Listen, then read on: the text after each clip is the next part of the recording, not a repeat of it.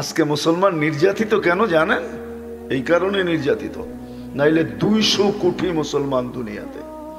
কত কত মুসলমান গরিব? দুনিয়ার 70% সম্পদ মুসলমানদের পায়ের নিচে, 30% সম্পদ আল্লাহ বাকি দুনিয়াকে দিচ্ছেন, 70% মুসলমানদের কাছে। বিশ্বাস হয় না?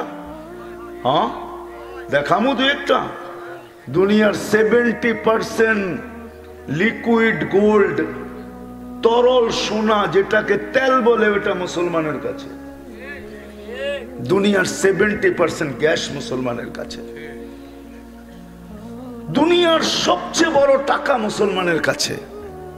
কুয়েতের 1 টাকা দিলে আমেরিকান 5 টাকা পাওয়া যায়, $5 পাওয়া যায়, $5। 100 দিলে 500, 1000 দিলে 5000, 1 লাখ দিলে 5 লাখ, 1 কোটি দিলে 5 কোটি পাওয়া যায়। সবচেয়ে বড় টাকা মুসলমানদের কাছে। দুনিয়ার সবচেয়ে দামি পোশাক মুসলমান পরে, আর কেউ পরে না। বাংলাদেশে সার্চ দিয়া দেখেন, জুতার দামই বলে 20 লক্ষ টাকা। মাথায় দেয় না পায়ে দেয়? কোথায় দেয়? ওটা তো মাথায় দেওয়া দরকার। 20 লাখের জিনিস পায়ে দিবে। দেখেন বিল গেটসের পায়ের জুতার দাম কয় টাকা, নেটে সার্চ দিলে পাবেন, দেওয়া আছে। এমন ব্যক্তিত্ব না দেওয়ার তো কোনো কথা না। জিজ্ঞেস করেন না আমাদের এক একজনের টি শার্টের দাম কত। জিজ্ঞেস করেন বিল গেটসের টি শার্টের দাম কত। আমাকে তো আমেরিকা চিনাইতে হবে না। আমেরিকার মাটি বল জিজ্ঞাসা করলে বলবে হয় এই ব্যাটারে চিনি। আমেরিকা আমাকে তো চিনাইতে হবে না। জিজ্ঞেস করেন ওর টি শার্টের দাম কত। মাঝে মাঝে দেখলে তো হাসিও লাগে। ওর প্যান্ট একটা নিচে থাকে আর একটা উপরে উঠে থাকে, মনে হয় যে আধা পাগল আর কি। দুটা তো একরকমও না। একটা উপরে থাকে একটা নিচে থাকে।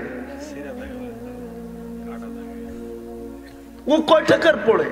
দুনিয়ার সবচেয়ে দামি কাপড় মুসলমান পড়ে। দুনিয়ার সবচেয়ে ব্র্যান্ড মুসলমান ব্যবহার করে।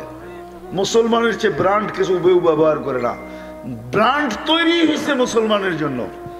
যদি ওরা ব্র্যান্ড পড়তো তাহলে আপনি পুরান কাপড় কোত্থেকে পাইতেন বাংলাদেশে? মনে হয় নাই।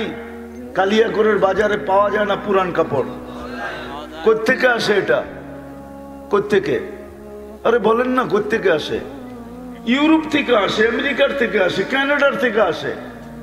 আমাদের দেশের ব্যবসায়ীরা পুরানগুলা উঠায় আনে আর গাইড খোলে আর আমাদের কাছে বিক্রি করে। ওটা যদি ব্র্যান্ডের হইতো তাহলে ও তো বিক্রি করতো না। আমাদের দেশের মতোই আলমারি বানাইতে থাকতো আর পুরান কাপড় বাজ কইরা কইরা আলমারি ভরতে থাকতো। সবার বাড়িতেই তো পুরান কাপড় দিয়ে আলমারি ভরা, কোনটা নতুন কাপড় আছে? মুসলমানের যে ব্র্যান্ড কেউ ব্যবহার করে না। জান জান যুবক, এখন দেখো কেএফসি আর ম্যাকডোনাল্ড দুনিয়ায় কারা খায় বেশি? দেখো, সার্চ দাও, দেখবে মুসলমান খায় বেশি। ওরা খায় না। ওরা খাবে কোত্থেকে? ওরা তো সারা মাস ধার কইরা চলে। বাকি খায়, বাকি কাঠ পাঞ্চ কইরা খায়, বাকি খায়। বেতন পাইতে দেরি। ওদের বেতন তো হাতে দেয় না, ওদের বেতন অ্যাকাউন্টে দেয়।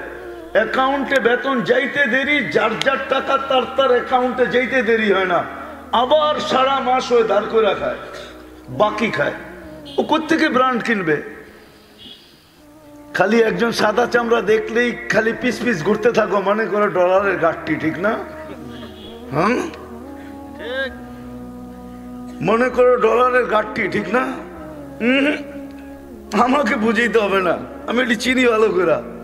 ওদের কাছে যদি টাকার ঘাটতি থাকতো তাহলে এক হোটেলে বসে স্বামী স্বামীর বিল কেন দিবে, স্ত্রী স্ত্রীর বিল কেন দিবে?